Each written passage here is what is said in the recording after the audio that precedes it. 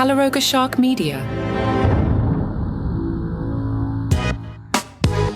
There's so much going on. Hi, I'm Johnny Mac with your daily comedy news. I'm recording Friday and Saturday back to back. I just finished the Friday episode. I'm looking at the raw number, and it's 22 minutes before I edit out all my stumbles, but add back in the clips and the commercials and all that. I'm trying to keep this thing tight, but it's just been so busy. Nikki Glaser had a great week thanks to the roast of Tom Brady. She happened to be the guest on the Last Laugh podcast, who said to Nikki, "Your new special, Someday You'll Die, has the darkest premise that you've put out there so far. Does that reflect your state of mind right now?" Nikki shared, "I struggle with self-esteem and depression. It's not easy. It's bad for me.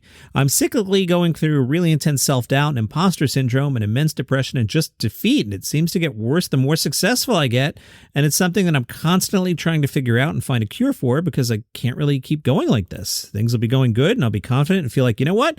I don't need more and this is enough and I'm talented and I didn't trick anyone. And then that's gone by the next day.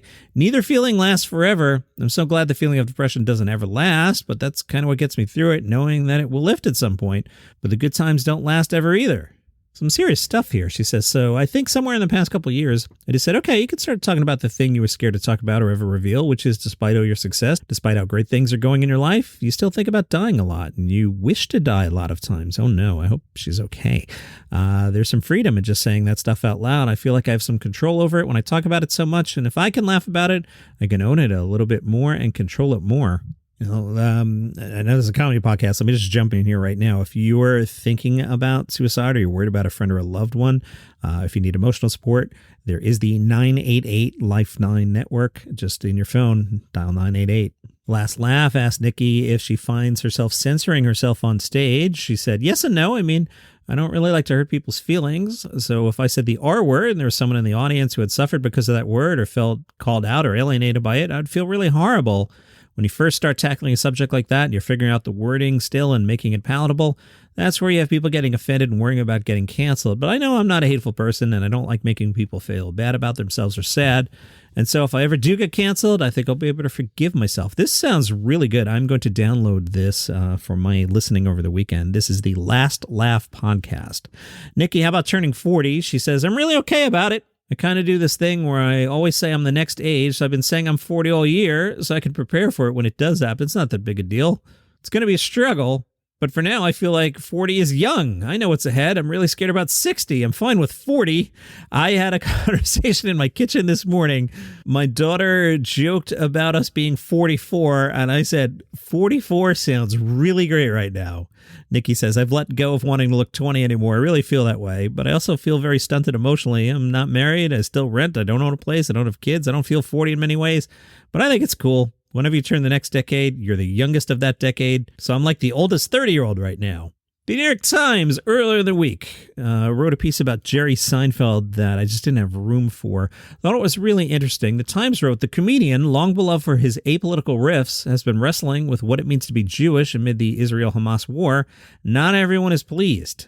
Since the attacks of October 7th, Seinfeld, 70, that looks so weird to see a 70 next to Jerry, because in your mind, he's always, I don't know how old he was on the show, 30 years ago, is 40. I think the character's late 30s, right? He's forever frozen at that age in my mind. Seinfeld, 70, has emerged as a strikingly public voice against anti-Semitism and in support of Jews in Israel and the United States, edging warily toward a more forward-facing advocacy role than he ever seemed to seek across his decades of fame. I'll jump in here. I've always felt if you have a platform and you believe in something strongly, use it. Otherwise, what are we all doing here on our time on the planet? The Times writes, as some American cities and college campuses simmer with conflict over the Middle East crisis and Israel's military response, Seinfeld has faced a measure of public scorn that he's rarely courted as a breakfast-obsessed comedian, intensified by the more vocal advocacy of his wife, Jessica, a cookbook author. Mrs. Seinfeld attracted attention. She promoted on Instagram and said she had helped bankroll a counter-protest at UCLA. The shifts in Seinfeld's public bearing after October 7th have been modest, if still perceptible. He remains far less outspoken on the subject than other celebrities and comedians such as Amy Schumer, but for a figure long held up, like few others in entertainment, as a generational narrator of the American Jewish experience, even a cautious exploration of his identity has been notable. Jerry told GQ, I don't preach about it. I have my personal feelings about it that I discuss privately. It's not part of what I can do comedically, but my feelings are very strong. You could do it comedically. That would be a major statement. If Jerry went out on tour and we somehow got aggressively political Jerry Seinfeld, that would get noticed, my friend. Would people get mad at you? Sure, some people will get mad at you. But we have so much time on this planet, and if you have a platform, you should use it, and you don't need any more money. Why don't you go all in, Jerry? And I say that, I know my voice cracked there and made it sound sarcastic. I'm serious. Jerry, go all in. Jerry says, it's not part of what I can do comedically, but my feelings are very strong. You could do it. Another thing I couldn't get to this week, an article from Bloomberg, Lucas Shaw writes, stand-up comedy has tripled in size over the last decade. Bert Kreischer, Taylor Thompson, and Chelsea Handler discuss the boom in stand-up. Lucas writes, I went to see Jon Stewart perform in front of a packed crowd at the Greek Theater. A day later, more than 17,000 people crowded into the Hollywood Bowl to watch John Mulaney. Stand-up comedy grosses have nearly tripled over the last decade, climbing to more than $900 million last year, according to Pollstar. Bert Kreischer grossed about $33 million on tour between October 22 and 23, second only to Kevin Hart. Bert Kreischer recently said, I have a short list of person I should thank at my funeral, and Netflix is at the top. Robbie Praw, who runs Netflix Comedy, said stand-up was very undervalued. Competitors complained that Netflix was being irrational, spending more than the specials were worth. Netflix released 50 or more specials in 2017, 18, and 19. Taylor Tomlinson had a choice between a 15-minute set for Netflix's The Comedy Lineup and a 30-minute special for Comedy Central. She picked Netflix. Taylor says it became clear that Netflix was the best and fastest way to find your people and build up that fan base. Before that, you had to have a sitcom. It was so hard to get, and then have it be successful. Some of the biggest names touring right now, including Andrew Schultz and Theo Von, build an audience using YouTube or podcasts. Bert Kreischer's first brush with fame came when he uploaded a clip from a special he made for Showtime on a social media. The Machine went viral. It was only after that Netflix gave him a special. Vulture interviewed Robbie Praw. Robbie says, something we're seeing more and more is the cultivation of fandoms by individual artists. That happens sometimes outside of Netflix. Your neighbor may not know who this person is, but they're selling out the arena in your town that night. We just had this discussion in the Facebook group. I think it was Dylan who was pointing out Andrew Schultz sold out the Garden a few times. And I said very, very respectfully, walk down the street and ask 100 people who Andrew Schultz is. You might go 0 for 100. That said, he's selling out the Garden. He's super popular. So Robbie Praw is saying the same thing here. Robbie says, I think the big change, and we're part of this flywheel, is how people speak directly to audiences. Oftentimes now they're coming to Netflix with diehard fans that are excited to get to watch their favorite person, which otherwise could be a very expensive night out. We think it's a pretty good proposition that you get to see the person on Netflix. One more quickie article. The comedy podcast led by the Joe Rogan Experience gained ad market share in 2023. This one was from Variety. Podcast ad revenue in the U.S. after 7 years of double-digit growth hit a slowdown in 2023. However, comedy podcast led by Joe Rogan gained market share, overtaking sports as the biggest content genre by spending. Comedy represented 17% of U.S. podcast ad revenue, up from 14% in 2022. I just bumped 7 stories. That's how busy it is this week. So it'll be busy next week, too. So I have at least 7 leftovers. Remember the Mark Twain Prize for American Humor that they gave to Kevin Hart? Well, it's on TV. If you want to see Kevin Hart honored by Lil Dicky, Dave Chappelle, Jimmy Fallon, Chelsea Handler, the Plastic Cup Boys, Chris Rock, and Jerry Seinfeld, you might want to watch this thing. It used to air on PBS, I think, C-SPAN, I don't even remember, but now it's on Netflix, which means it's going to be a lot more visible. That's today. Let's take a look at the festivals. I'll do Sydney casually. As I've been saying, I'll get more into that next week once Netflix clears.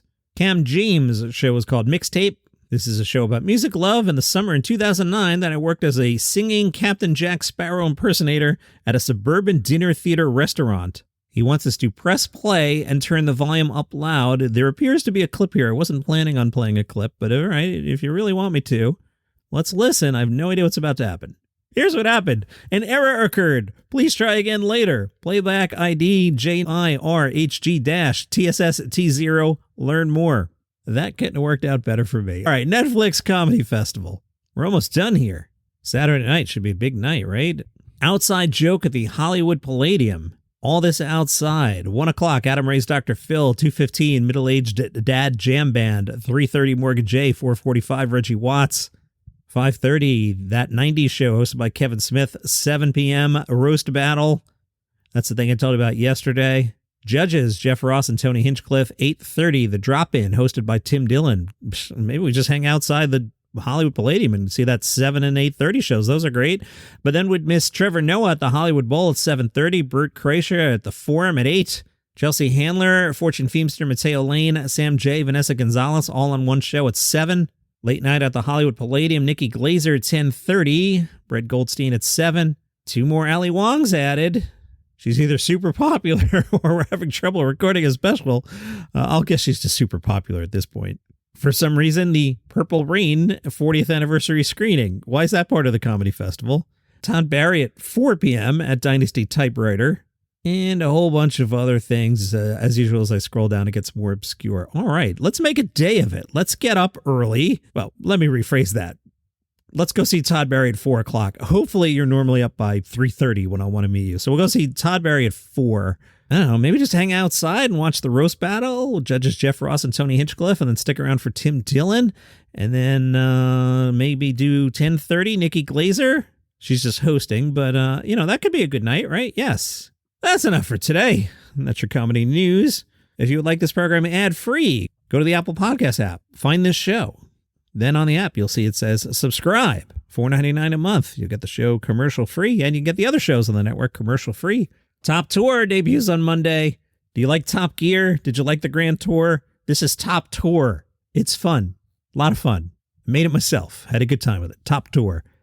Episode 1 might be secretly sitting there in the feed right now if you want a sneak preview. Top Tour, wherever you get your podcasts. All right, see you tomorrow.